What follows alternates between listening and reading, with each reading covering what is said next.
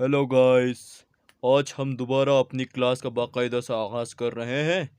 सियासी मसाइल की वजह से आगाज़ नहीं कर सके थे, तो आज मैंने स्टूडेंट्स को बुलाया है, उनसे बातें करते हैं आज, और उनका सरप्राइज टेस्ट भी लूँगा। अस्सलाम वालेकुम सर जी। वालेकुम सलाम, क्या हाल है बेटा? मैं ठीक हूँ, आप कैसे हैं सर? हाँ, मैं भी ठीक हूँ। सिर्फ तुम अकेले आए हो, बाकी स्टूडेंट्स कहाँ पे हैं? सर जी, वो हमन है ना, वो अपनी गर्लफ्रेंड को लेके भाग गया अमेरिका।